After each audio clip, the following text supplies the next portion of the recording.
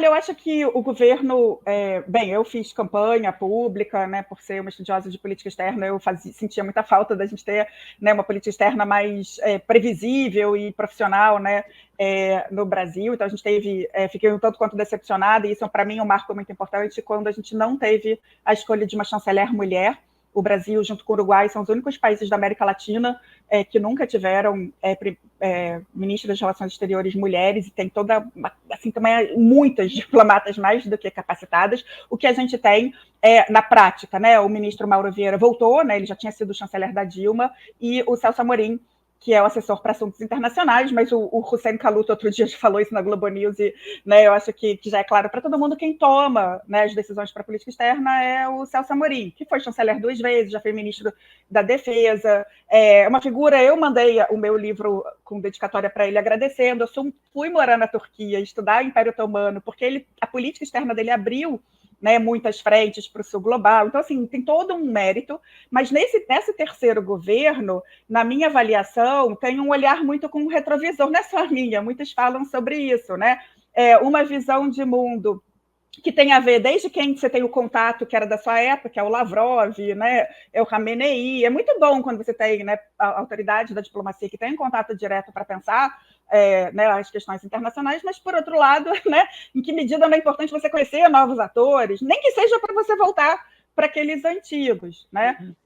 Então, o que eu acho é que tem uma visão que é um pouco institucional das antigas, meio muito anti-americana, né? E aí eu sou crítica também, né? Tem muitos problemas do papel dos Estados Unidos no mundo, mas, por outro lado, eu acho que o governo Lula, né, quando aquelas ameaças à democracia, conseguiu ir adiante, porque teve um apoio do governo Biden. Então, primeiro, eu já acho complicada essa visão quase que anti-americana per se, né? E, por um lado, então, pode até ser que você vá adiante, mas, né, dê o crédito que algumas coisas você só pode pensar como você pensa, porque, né, a gente não está vivendo uma ditadura de fato, né? E, dito isso, eu acho que, ok, a gente está vivendo esse mundo em desajuste, ninguém sabe para onde vai. A China é o maior parceiro comercial, tem que olhar para a China, tem muitas instituições olhando para a China.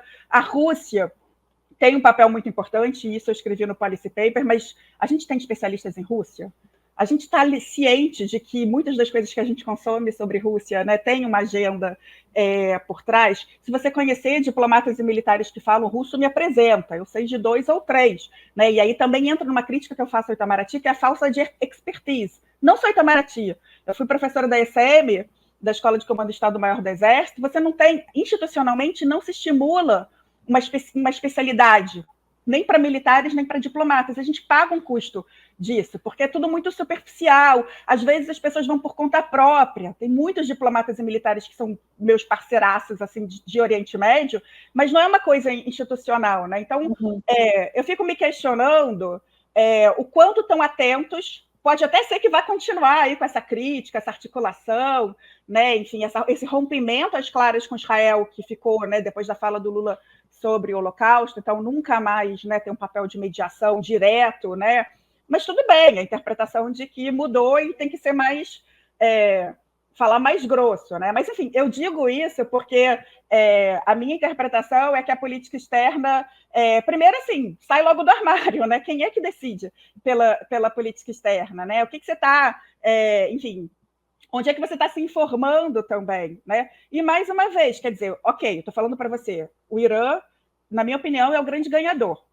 Estados Unidos saem, Israel se enfraquece. Amanhã, o Irã invade Bahrein. É o meu primeiro cenário. Né? Um país de maioria xiita, já fez parte do Irã. E aí, como é que a gente se posiciona? Qual é a coerência? A gente não é contra a ocupação? Né? Enfim, então, se isso está no radar da diplomacia, eu não sei, e eu acho que seria importante. E também tem mulher ali naquela tomada de decisão, porque, poxa, quem sofre nisso tudo são as mulheres. Isso não é uma coisa menor. Tá?